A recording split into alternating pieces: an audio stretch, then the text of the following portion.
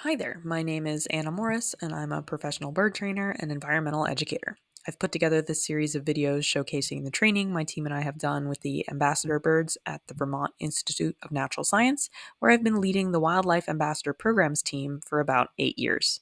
This video was originally supposed to be a compilation of a whole bunch of different behaviors, but it ended up having a nice progression to it, starting from some simple target training, as you saw in the first two clips, and moving now to some of the other behaviors that grow out of our birds having the targeting skill.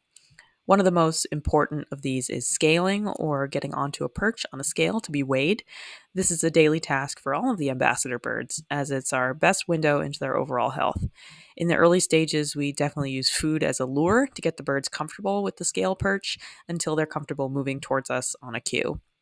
I mentioned luring as a contrast to targeting because it's an important distinction for the learner, and although we want to see frequent, fluent behaviors respond to an unadorned target, that is, one without a visible reinforcer such as food, we also use luring or visible food reinforcers to lead our birds in directions that they may not have chosen to go on their own. This clip is us just having some fun with Decatur, a little eastern screech owl, encouraging him around an obstacle course with luring.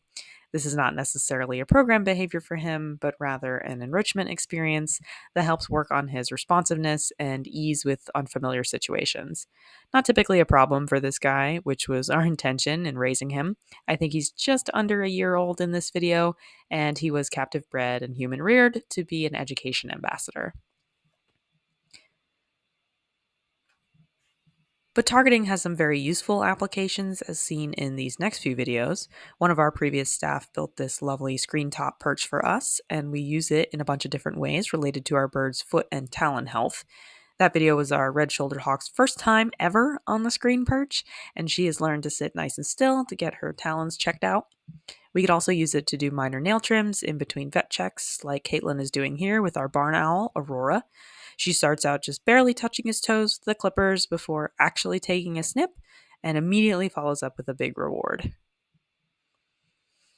And in the case of our peregrine falcon, Hawaii, we can apply daily ointment to the bottoms of his feet, as this is a bird with a historic bumblefoot susceptibility. And this preventative measure, along with careful maintenance of his perching, has ensured that we haven't had a major issue with his feet in several years. He's so used to this that even if he doesn't seem motivated to do anything else big, he'll still come down and get his foot cream done. Another application of ointment here on the seer of a Harris's hawk. She gets a treat for sitting nice and still while the Q-tip comes toward her nose. The bridge I was using here is boop. I cracked myself up.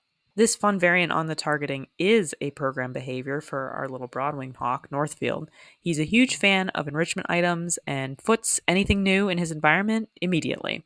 So it was a very easy lesson to show him that footing the green block resulted in a reinforcer, but the red and yellow blocks were not correct.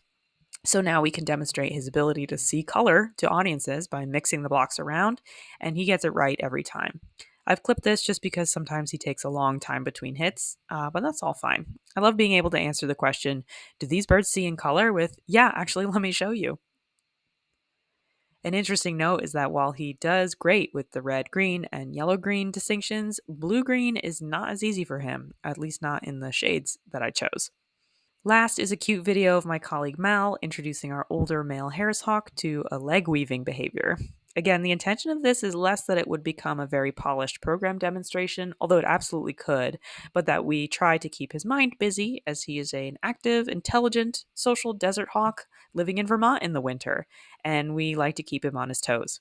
We've done a sort of hide and seek with him in here, the obstacle course, of course, and sometimes we just let him explore on his own in this amphitheater space. Bonus little karate kid up here. Thank you so much for watching, and please let me know if you enjoyed.